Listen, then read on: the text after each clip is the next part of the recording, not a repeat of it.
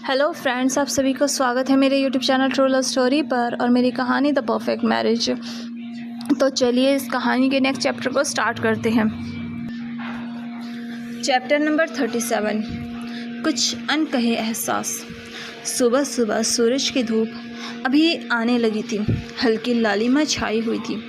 गाड़ियों और पंछियों की आवाज़ मिली जुली आ रही थी। रात की शांति अब खत्म हो रही थी। अंधेरा उजाले के सामने फीका पड़ रहा था।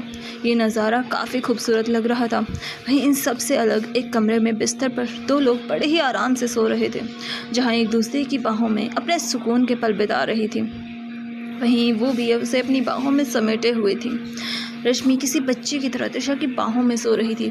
उसका हल्का सा चेहरा दिख रहा था। वहीं उसके हाथ त्रिशा के ऊपर थे और वो उसे पकड़ कर सो रही थी, जैसे वो कहीं भाग रही हो। वहीं त्रिशा जो अपनी आंखें बंद करके बड़े ही सुकून के साथ सो रही थी, अपनी बाहों में सबसे कीमती इंसान को लेकर वो काफ़ी सुकून से सो रही थी। वहीं अपने समय पर उठने वाली आदत की वजह से त्रिशा की आंखें खुलने लगती हैं। वो अपनी हल्की आंखें खोल कर देखती है। उसके चेहरे पर हल्की मुस्कान थी। वो अपनी आंखों को अच्छे से खोलकर जैसे ही उठने लगती है, उसे किसी की सांसें अपने काफ़ी पास महसूस होती हैं, जो महसूस करके त्रिशा रश्मि को देखती है। इस समय रश्मि उसकी बाहों में थी। त्रिशा का चेहरा रश्मि की गर्दन के पास था। उसके होठ उसे छू भी रहे थे और उसके हाथ उस पर थे। त्रिशा उसे ऐसे देखकर कुछ देर के लिए देखती रह जाती है। फिर वो धीरे से रश्मि को खुद से अलग करती है, लेकिन रश्मि शायद ये नहीं चाहती थी, इसलिए वो त्रिशा से और भी ज़्यादा चिपक जाती है। जो देखकर त्रिशा अपनी आंखें बड़ी करके रश्मि को देखती है। फिर वो उसे फिर से अलग करती है, लेकिन रश्मि नहीं होती। जो देखकर त्रिशा एक गहरी सांस लेती है। वो रश्मि के बालों को उसके चेहरे से हटाती है, जो सोने की वजह से खुल गए थे, उसके चेहरे पर आ रहे थे। त्रिशा से काफ़ी ध्यान से देख रही थी। वो रश्मि को देख कर कहती है, तुम ऐसा क्यों कर रही हो? कभी तुम मुझसे दूर चाहती हो तो कभी करीब में। मैं तुम्हें छू देना नहीं चाहती कि तुम अपने लिए एक बेहतर इंसान को ढूंढ सको, लेकिन अगर तुम ऐसा करोगी तो शायद ये नहीं होगा। और अगर कभी मैंने तुम्हें अपना बना लिया तो फिर मैं तुम्हें कभी भी खुद से दूर नहीं जाने दूँगी। तुम्हारे पास समय है सिर्फ किसी और इंसान को ढूंढने का, वरना तुम उस समय सिर्फ मेरी बनकर रहोगी। इसलिए समय दे रही हूँ, आज़ाद हो जाओ। कहीं ऐसा ना हो कि तुम हमेशा के लिए मेरी कैद में सो जाओ। फिर त्रिशा के बालों को सहलाते हुए कहती है, तुम मुझसे ज़्यादा अच्छा इंसान डिज़र्व करती हो। फिर त्रिशा कुछ सोच कर कहती है, तुम्हें लगता है कि मैं तुम्हारे काबिल हूँ, क्योंकि जो तुम सोचती हो मैं वो नहीं हूँ। फिर त्रिशा बिस्तर से उठ जाती है। वो बाथरूम में चली जाती है। वहीं रश्मि अभी भी बिस्तर पर सो रही थी। उसे किसी की कोई फिक्र नहीं थी। त्रिशा आधे घंटे बाद तैयार हो जाती है। वो देखती है कि रश्मि अभी भी सो रही है। जो देखकर त्रिशा उसके पास जाकर कहती है, रश्मि चलो उठो। जो सुनकर रश्मि अपने चेहरे को कंबल से ढक लेती है। जो देखकर त्रिशा के चेहरे पर मुस्कान आ जाती है और वो फिर से रश्मि के पास आकर उसे उठाते हुए कहती है, रश्मि उठो, सुबह हो गई है। और ये कहकर वो बिस्तर पर बैठकर उसके बालों को सहलाने लगती है। वहीं रश्मि फिर से वहीं खुशबू पाकर अपने सर को त्रिशा की गोद में रख देती है, जिससे पहले तो त्रिशा हैरान होती है, लेकिन फिर वो उसके सर को सहलाते हुए कहती है, रश्मि उठो। इस पर रश्मि कहती है, नहीं। वहीं किसी बच्चे की तरह कर रही थी। जो देख कर त्रिशा बड़े ही प्यार से कहती है, रश्मि देख चलो उठो, देखो कॉलेज के लिए लेट हो जाओगी। जो सुनकर रश्मि त्रिशा को देखती है और वो देखती है कि वो कैसे लेटी हुई है, ऐसे शर्म आ रही थी। जो देख कर त्रिशा उसके बालों को सहला कर कहते हैं, तुम उठो और तैयार हो जाओ। जिस पर रश्मि हाँ कहकर वहाँ से चली जाती है। वहीं उसके दिल की धड़कन काफ़ी तेज़ थी। त्रिशा को ऐसे अपने पास देखकर त्रिशा भी अपने कपड़े ठीक करके, घड़ी पहनकर, जूते पहनकर और कोट टाई लगाकर तैयार हो जाती है। फिर वो अपने फ़ोन को उठाकर अपने सेक्रेटरी को कुछ ऑर्डर देती है। वहीं रश्मि बाथरूम में नहाकर तैयार हो जाती है। वो फिर आईने के सामने बैठकर तैयार होती है। रश्मि चुपके चुपके त्रिशा को देख रही थी, जो अभी किसी से फ़ोन पर बात कर रही थी। उसका एक हाथ उसके पॉकेट में और दूसरे से फ़ोन पकड़ा हुआ था। रश्मि उसे देखकर मन में कहती है, वैसे सच में ये कुछ ज़्यादा ही खूबसूरत है, भला कोई लड़की भी ऐसे दिख सकती है। जो सोचकर इसके गाल लाल हो जाते हैं। वहीं त्रिशा भी बात कर रही थी। रश्मि तैयार हो रही थी, वो अपने सूट की चैन बंद कर रही थी। वो आधी हो चुकी थी लेकिन आगे नहीं हो रही थी, जो देख कर रश्मि परेशान हो रही थी। उसने अपनी पूरी ताकत लगा ली थी, दूसरी तरफ रखी थी। वो अपनी पूरी कोशिश कर रही थी। त्रिशा अपना फ़ोन रखकर जैसे ही जाने लगती है, तभी रश्मि उसे जाता देख कर कहती है, सुनिए, रुकिए। जो सुनकर त्रिशा रुक कर उसकी तरफ देखती है तो वो रश्मि को परेशान देखती है, जो देख कर त्रिशा कहती है, क्या हुआ, कुछ काम है? इस पर रश्मि अपने सर को हवा में हिलाती है और कहती है, वो मेरी चैन। त्रिशा रश्मि को ऐसे हकलाते देख कर कहती, क्या बात है? इस पर रश्मि बिना कुछ कहे मुड़ जाती है और त्रिशा की नज़र उस खुली चैन पर जाती है, जो देख कर वो उसके पास आकर उस चैन को लगाने लगती है, लेकिन वो अटक चुकी थी और उसमें छोटा सा कपड़ा फंस चुका था, जो देख कर त्रिशा कहते, रुको, ये अटक गई है। जिस पर रश्मि कहते हैं, क्या, मैं क्या करूँ? इस पर त्रिशा कहती है, तुम चिंता मत करो, मैं करती हूँ, बस थोड़ा सा खोलना होगा। जो सुनकर रश्मि चौंक जाती है और त्रिशा उसकी चैन खोलने लगती है। उसके सामने रश्मि की सफ़ेद दूध सी पीठ थी, जिसका रंग बिल्कुल दूध जैसा था। त्रिशा उसे देखकर अपने निचले होठ को दांतों से दबा लेती है और रश्मि की चैन को खोल देती है। चैप्टर नंबर 38, तुम्हारे छूने से। त्रिशा जब अपने फ़ोन पर बात करके जा रही थी, तभी रश्मि ने उसे आवाज़ लगाई, क्योंकि उसके सूट की चैन अटक गई थी, इसलिए वो त्रिशा की मदद मांग रही थी। त्रिशा उसकी मदद के लिए उसके पास जाती है।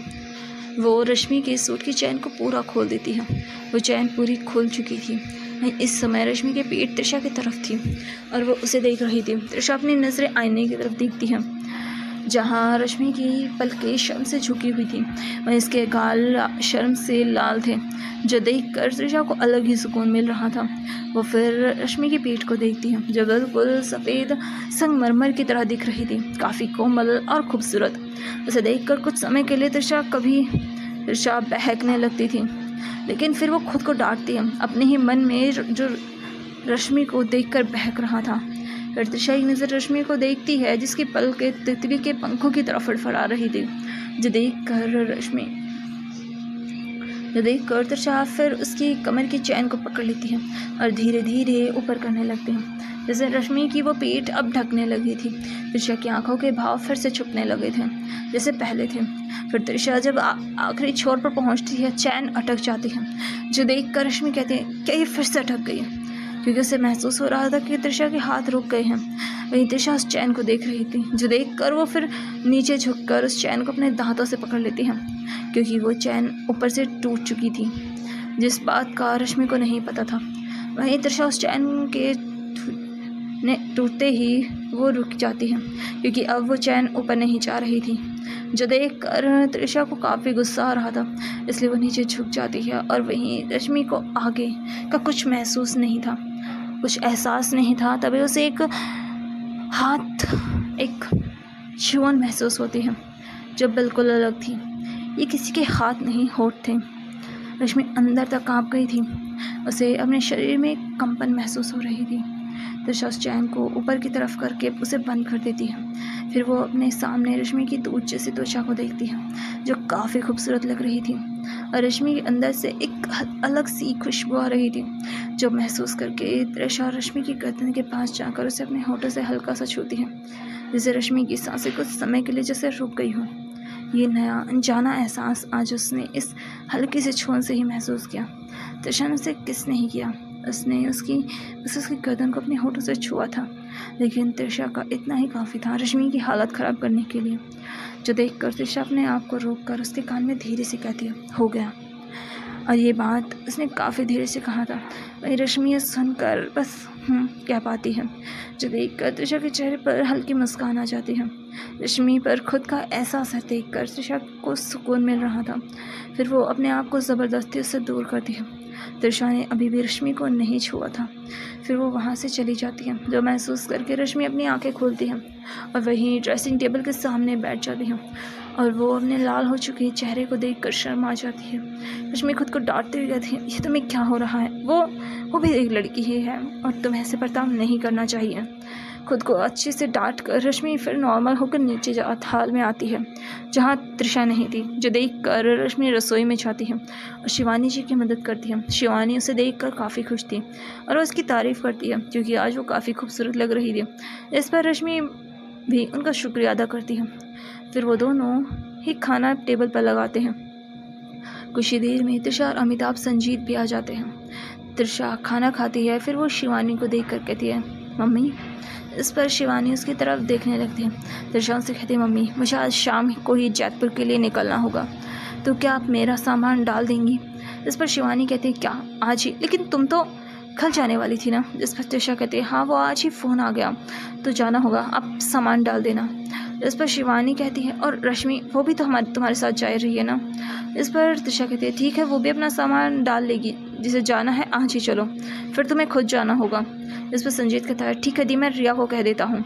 फिर अमिताभ पूछते हैं, कितने बजे? इस पर त्रिशा जल्दी से नाश्ता करते हुए कहते हैं, मुझे वहाँ 9 बजे की बोर्ड मीटिंग अटेंड करनी है, तो मैं 4 बजे निकल जाऊँगी। जिस पर वो हाँ कहती है। फिर त्रिशा संजीत को देखकर कहती है, संजीत रश्मि को कॉलेज छोड़ देना। इस पर शिवानी कहती है, और तुम कहाँ से जाओगी? इस पर त्रिशा उठते हुए कहती है, मैं आज दूसरे रास्ते से जाऊंगी। फिर वो अपने पापा को देखकर कहती है, पापा मैं आपको मैसेज कर दूंगी, जब डिलीवरी आ जाए तो मुझे सैंपल भेज देना, मैं चेक करके आगे दूंगी। और ये कहते हुए वो वहाँ से चली जाती है। उसे ऐसे देख कर शिवानी कहती है, ये लड़की हमेशा ऐसे ही भागती रहती है, कभी शांति से नहीं बैठती। फिर संजीत, अमिताभ और रश्मि भी चले जाते हैं। संजीत रिया को मैसेज कर देता है और वो सब 2 बजे घर पर मिलने का प्लान करते हैं। संजीत रश्मि को वापस लेने का कहकर वहाँ से चला जाता है। तो चलिए मिलते हैं इसके नेक्स्ट पार्ट में। आई होप आपको मेरी स्टोरी पसंद आ रही होगी, तो प्लीज़ मेरे चैनल को लाइक कीजिए, शेयर कीजिए, सब्सक्राइब कीजिए और हाँ, कमेंट करना ना भूले। Thank you, bye bye and take care.